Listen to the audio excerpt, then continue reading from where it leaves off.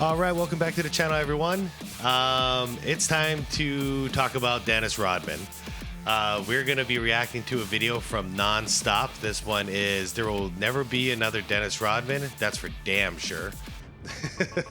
We've had people play similar. Similar-ish. Not really, though. But personality-wise, hell no, no one will ever be like Dennis Rodman. Anyways, as always, I'm going to link the original Nonstop video down low in the description if you want to check that out without my commentary. And everybody else, if you can do me a favor, leave a like on this video. I'd really appreciate it. It'll help this video perform. Without further ado, let's delve into Dennis Rodman a little, huh?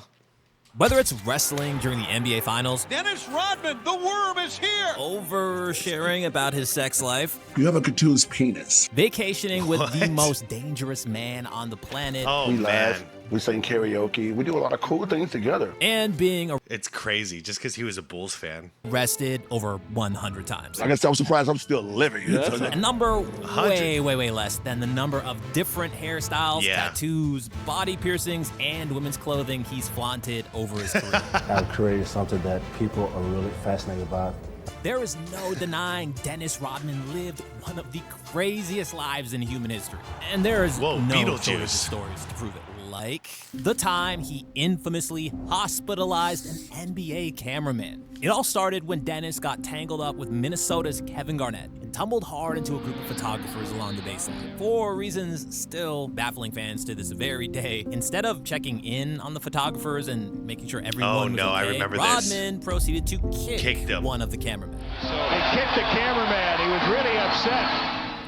But yeah, he just didn't kick him anywhere. Rodman kicked the dude right in the man-berries and delivered it so powerfully the cameraman allegedly lost consciousness. The game was Fuck. delayed for several minutes, but right from the start, skepticism surrounded the true extent of the injury. Now the man acts like he's dying.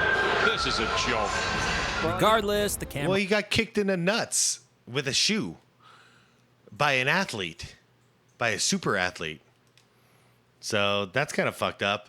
I think most of these stories, though, just moving forward, you're going to ask yourself, why? Why would he do this? Why would he do this? And I think the only answer I have is just because he's very emotionally unstable. So these things happen in a snap second, you know? They just happen in an instant, and then the moment passes. But he does this so often, these kind of things, and you just wonder, like, why, Dennis? Why? Why would you do that? It was frustrating as a Bulls fan because you get kicked out of games left and right.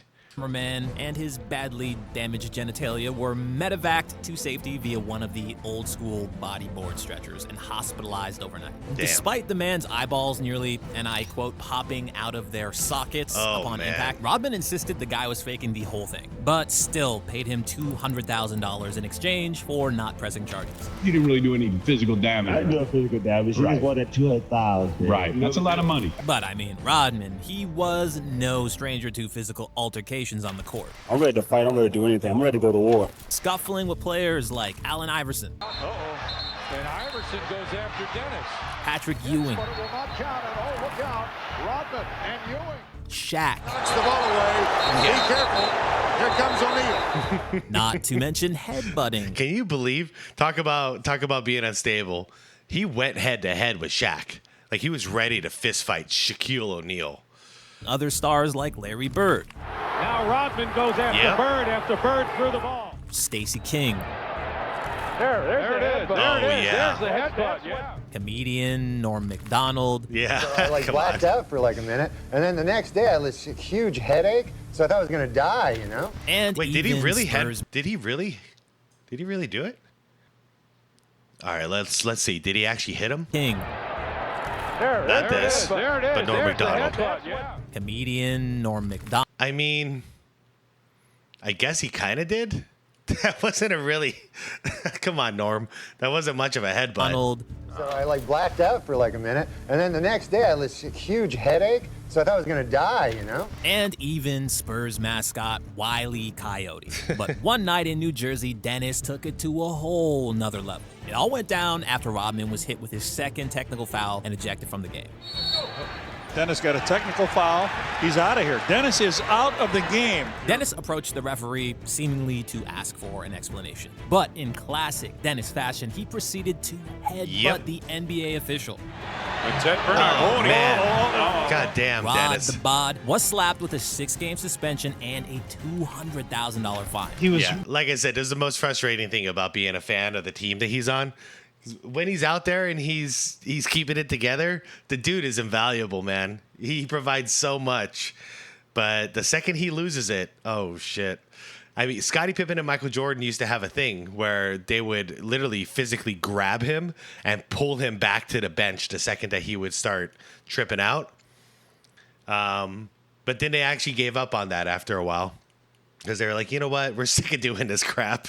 Whatever's going to happen is going to happen. Right in front of my face, and he was yelling, you suck, you're terrible, and all of a sudden he just came forward. Yeah, this wouldn't stop Rodman from delivering more headbutts in the future, only inside a very, very different arena. Oh, and every time he got ejected, he'd rip off not rip off, but he'd take off his jersey, and it would throw it into the crowd every single time. Dennis Rodman was a lifelong professional wrestling fan. Wrestling, I watched it every Saturday, man, religiously.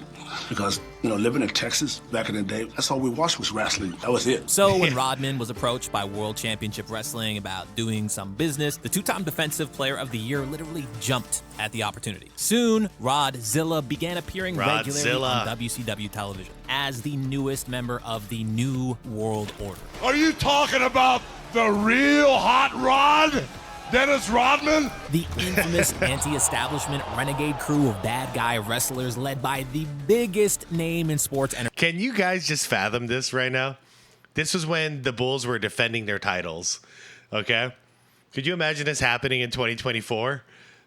One of your main guys, like Draymond Green or something, right? Imagine the Warriors just won 2 straight titles and they're trying to three-peat or whatever. And all of a sudden you see Draymond professional wrestling on his days off. Like, can you just fathom? Entertainment. Hollywood. Crazy Hulk time. Hogan. But as crazy as it was for an active NBA player to compete inside a professional wrestling ring, the matches always took place during the offseason. So Okay, it was in the offseason. I think he did this once, though, during the season. Let's see if I'm wrong. It was never really a problem until it was. Aha. In June of '98, the Bulls were back in the NBA Finals, looking to win their 6th NBA title in 8 seasons. And for the 2nd year in a row, standing in their way was future NBA Hall of Famer Karl Malone and the Utah Jazz. The world watched as Rodman dominated both the boards and Malone in Game 3, helping the Bulls obliterate Utah by 42 points to go up 2-1 in the series. Wennington, the only Bull who hasn't scored, so let him do it. Bang. Well, the Big evening Billy. is complete. A total humiliation for the Utah Jazz. Big Beef But Wellington. what the world didn't know was behind the scenes, Hollywood Hogan had been talking to Rodman about their next big wrestling payday. Immediately following the Game 3 win, Rodman hopped on a plane to Detroit, blowing off Monday's team practice and a mandatory media session. This was bad enough, but to make matters worse, no one in the Bulls organization knew where their star player was. Yeah, so no cell phones back then, too. So he just disappeared in the middle of the NBA Finals. That's Dennis Rodman, man. You don't know where he is until you see him on TV wrestling. It wasn't until 8 p.m. when Rodzilla's whereabouts were finally confirmed. Dennis Rodman is here at the Palace of Auburn Hills tonight for Nitro? Shocking pretty much the entire sports world with an unexpected live appearance on WCW Monday Nitro, alongside Hollywood Hogan, who added to the unfolding media firestorm, saying ever so nonchalantly, There are some things worth missing practice for, brother. Yeah, Bulls head coach Phil Jackson was not amused. Is it like true that Dennis wasn't at practice today? That's true. Is that an excuse to him? No, it's not.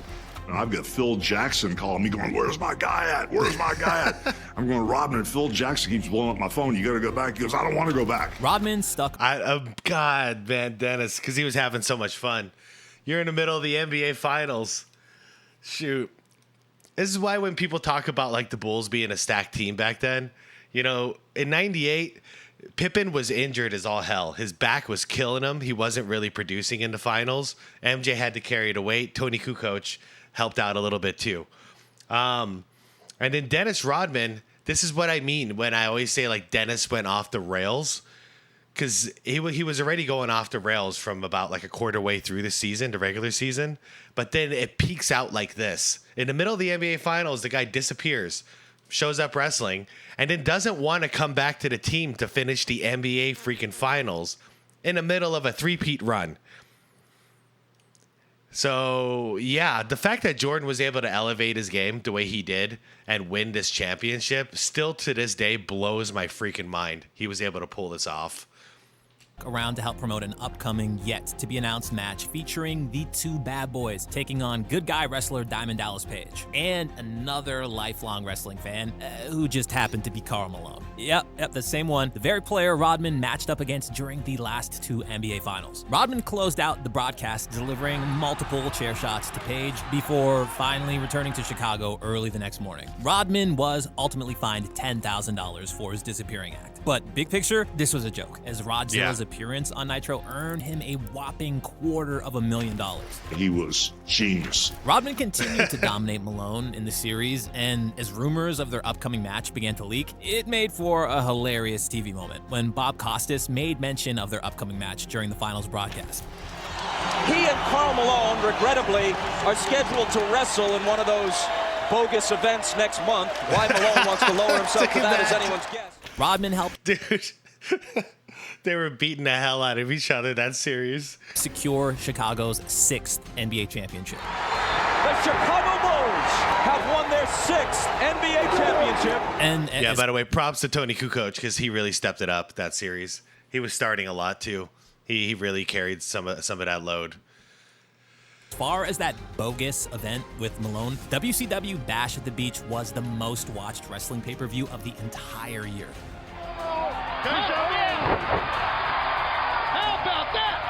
But Rodman going AWOL during the finals wasn't his only vanishing act as a member of the Bulls. They tell me that Scottie Pippen right now cannot push off his left foot. He cannot dunk off of it.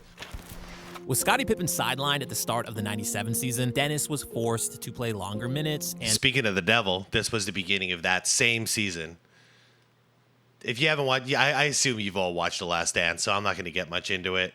But yeah, he postponed his surgery until the beginning of the regular season just to say screw you to, what's his name? Jerry, I'm drawing a blank.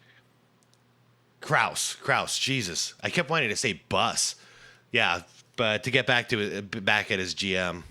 And take on a larger role with the team. So MJ had to carry the load. By the time Pippen returned, Dennis was completely burnt out and decided that it was time for a chat with Jordan and Coach Jackson. When Dennis wants to tell me something, I know it's not something that I want to hear. Dennis says, I need a vacation. I went to Phil Jackson. I say, Phil, I can get my mind rocking. I want to go to Vegas. I look at Phil and say, Phil, what do you mean? Vacation? He says he needs a vacation. He needs some time off to let loose. If anybody needs a fucking vacation, I need a vacation. Jackson approved the unorthodox midseason break under the condition that he returned to the team in 48 hours. MJ still had some concerns. You let this dude go to vacation, we're not going to see him. You let him go to Vegas, we definitely not going to see him. And sure enough, next thing you know, I'm in Vegas having a blast with a bunch of girls, drinking my ass off, stuff, da-da-da-da. Along for the ride was Rodman's girlfriend at the time, superstar celebrity Carmen Electra. Oh, yeah. We'd go to his favorite restaurant, then we'd go to a nightclub, then we'd go to after hours. It didn't stop. What was supposed to be a 2-day getaway suddenly extended to a... I think on the third day, I'm still in Vegas, partying my ass off. And then a...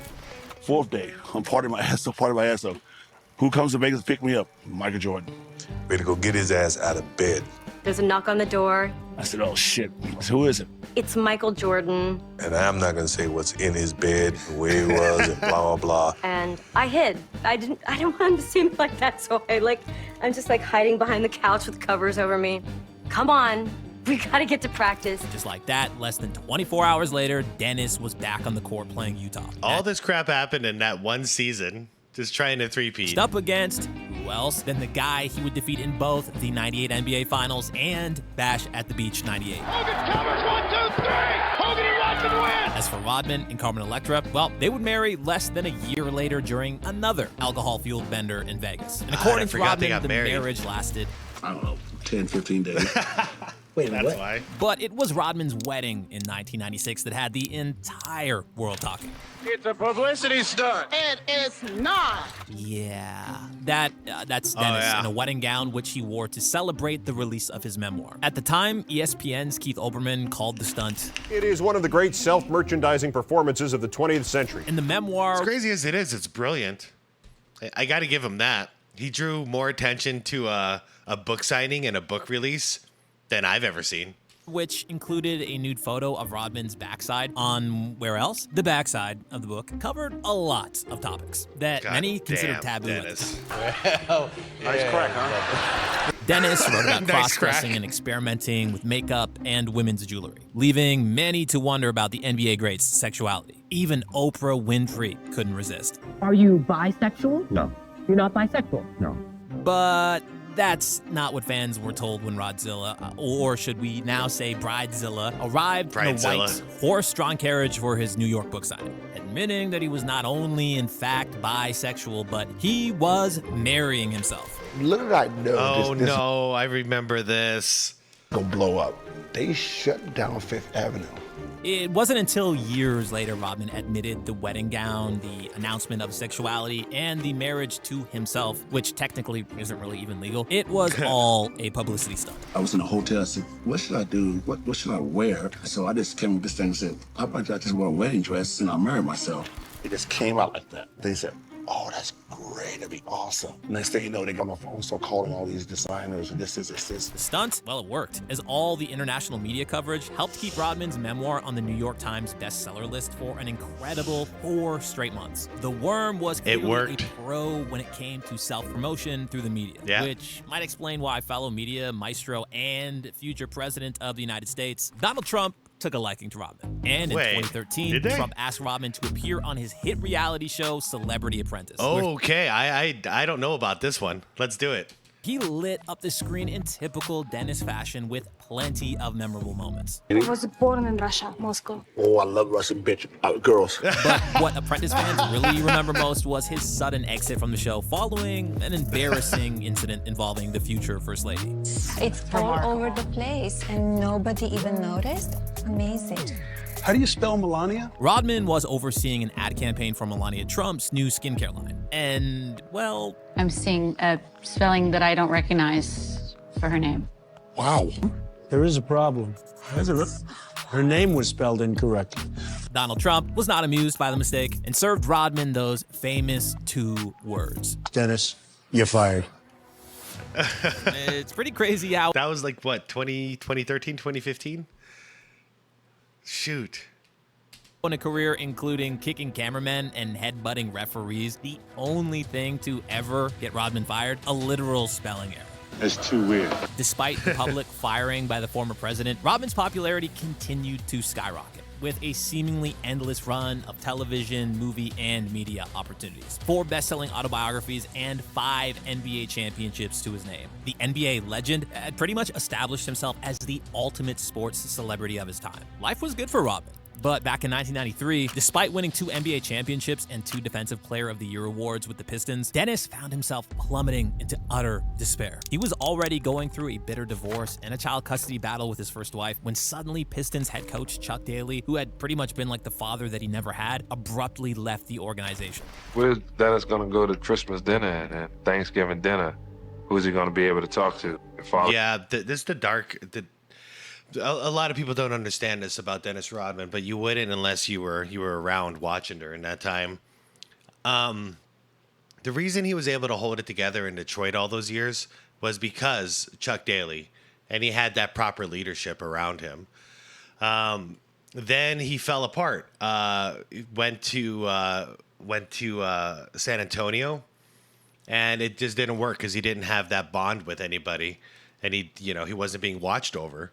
Until he finally went to Chicago, and then Michael Jordan and Phil Jackson became that leadership that he needed. He needed somebody to keep an eye on him, keep him, like, for instance, who went to Vegas to go get him? There was Michael Jordan. Got him out of bed, said, get back to the team, get back to practice.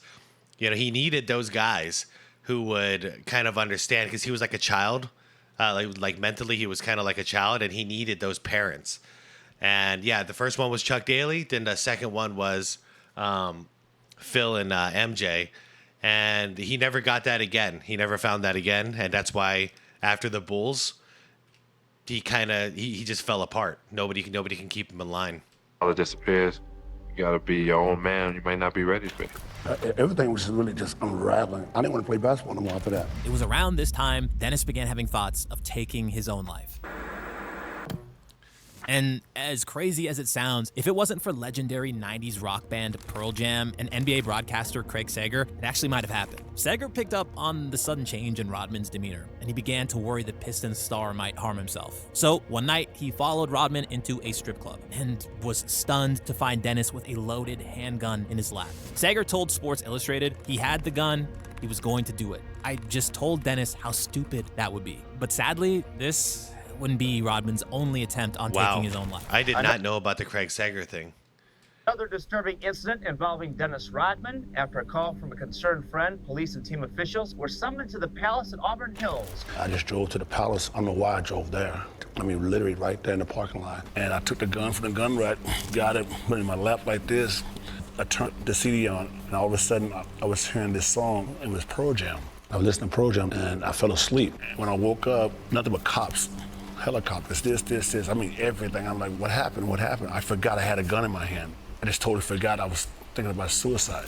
So, basically, Pearl Jam saved your life? Yeah, pretty much. Rodman was changed forever, saying instead of killing himself, he would kill the old Dennis Rodman. The Rodman consumed with trying to hide his true outrageous self. I wasn't really trying to kill Dennis Rodman. I was trying to get rid of the old one. Dennis wasted little time unveiling the new Rodman, doing it with an all-new team and an all-new look. This came out the blue. We came to San Antonio. A guy from a salon, he said, you want to do something with your hair? I said, well, do what you want. I sat there for like 2 hours. Next thing you know, it was a mohawk blonde. That's what This was right after Demolition Man came out. And if you haven't seen Wesley Snipes in Demolition Man, yep, this was it. This was it. We called him the Demolition Man when he was in San Antonio. I'm missing the beach right now. I want to go to San Diego. That's where my mind's at. All got started. This changed the Dennis Rodman brand forever, but it wasn't exactly off to a good start. The 2-hour salon session made him 30 minutes late to one of the biggest moments in Spurs history, the official opening of the Alamo Dome. As you'd expect, the San Antonio front office was not amused. But when the Worm removed his hat to reveal his bleached blonde hair, the crowd went wild for it, instantly endearing the Texas-born Rodman to the Spurs faithful. Rodman for three. Way. Oh! Turnaround fadeaway three. Look at that form. Look at his form. I love it. He's done this multiple times, but I've never seen a turnaround like this. Went Check this out. For it, Look at his form. instantly endearing the Texas-born Rodman to the Spurs faithful. Push from the chest. Rodman for three. Bang! Well, we told you, blondes have more fun. Blondes have more fun. And Platinum Blonde, well, that was only the beginning. For the rest of his career, Rodman continued to stretch the imagination of what was possible when it came to self-expression through hair color. This was the springboard, suddenly freeing Rodman to play by his own rules on and off the court. In fact, had this initial and accidental change in '94 not occurred, the next 40 years worth of utterly insane instances involving Dennis Rodman, might not ever have happened. You know, things like... Did you really get your scrotum pierced? Ouch. But also dating Madonna, nearly fighting NBA coaching legend Jerry Sloan, Commissioner David Stern threatening to throw him out of the league if he got one more tattoo, asking to wear number 69 as a member of the Mavericks, a number banned in the NBA, getting into players' heads by trying to dance. I always wondered if they did that. With them on the court, finding a way to insult an entire religion. It was a firestorm of controversy set off when Dennis Rodman made derogatory remarks about the Mormon religion earlier this week. Doing I didn't know about that either. Radio interview while receiving oral sex. Oh, believe me, brother, she's doing a cool thing for me. How do you say something? Falling for a girl so hard he got her face tattooed on his face, and even once kicking off his sneakers mid-game to, as he put it, take a quick vacation. But Rodman's most notorious vacation was one with massive geopolitical ramifications. Oh no. Oh boy. That's right, Dennis the Worm Rodman became fast friends with one of the world's most dangerous dictators, Kim Jong-un.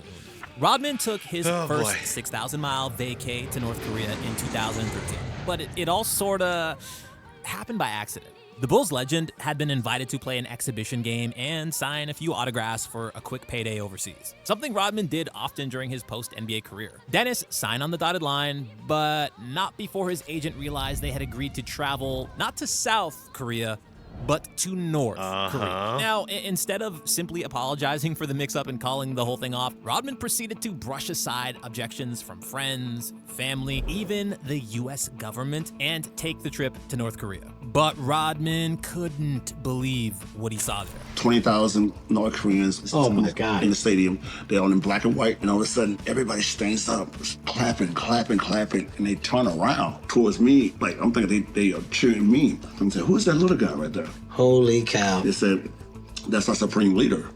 I said, supreme leader what? Ultimately... Wait, he went out there without even knowing who Kim Jong-il is? The two men hit it off, with Rodman making numerous trips over the years, organizing games with North Korean players in an effort to showcase basketball's universal appeal. Call him naive, but friends say despite the criticism, Dennis truly thought that he was doing this for the right reasons, believing basketball could bridge cultural gaps and foster understanding between the U.S. and North Korea. You know, I actually believe it too. I mean, I don't believe it would work, but I believe that's what he thought. Like he really felt he was doing something important. He wasn't like trying to be some American traitor or whatever. You know, he really, in his heart of hearts, I'm sure he thought he was doing the right thing. One major understanding everyone seems to agree on. Dennis Rodman leading an arena full of North Koreans and singing happy birthday to the supreme leader. Absolutely crazy. Crazy. Ridiculous. Happy birthday to you. Happy birthday to you. Happy birthday, dear Marshall. Happy birthday to you. Equally frightening was the genuine friendship Kim and Rodman developed. Dennis claimed that he could separate Kim, the person, from Kim, the dictator. And this kinda helps explain how Dennis felt so at ease sharing basketball stories, traveling on ski trips, and riding horseback together despite Kim's exhaustive human rights violations, frequent missile testing, and open calls for death to America. But with all the worldwide attention, diplomat Rodman truly believed he was doing his part to help. However, determining whether his actions helped or hurt the cause is still up for debate. Yeah. What's not up for debate is the sheer amount of pain Dennis Rodman must have experienced when he broke his pecker. Not once, not twice, but on 3 separate times. occasions. And the girl's like crying, and she's like, oh my God, are you dying? I'm like, I am. The doctor said, okay, great, Dennis. You know, I know what that is. He said, you have a contused penis. Broke I was like, you know, man, broke I know what it is. But he said, just give me the lamest term. Oh, your dick is broke. Could there be a more Dennis Rodman type story than Rodman breaking his love rocket 3 times? Let us know your thoughts in the comments below. And for more unbelievably... Wow, man. All right, that was a really fun one. I enjoyed that a lot. Oof. Okay, I actually learned some stuff about Dennis Rodman. And I thought I knew it all, but shoot, man, what a life this guy has lived. And this is all the stuff we know about. Can you guys imagine the stuff we don't know about? Anyways, everybody, thanks for watching. I appreciate you all. Leave the video a like on your way out if you could. I'd really appreciate that. And yeah, subscribe to the channel if you want more. Let me know down below. Did they miss anything? I'm trying to think off the top of my head if there's anything that I know of that they missed, but they covered most of this outside of like a lot of the basketball stuff. But when it comes to the life of Dennis Rodman, I think they did a pretty good job. But let me know down below if you think of anything. And yeah, thanks for watching, everybody. I'll see you all tomorrow for the next one. Peace out.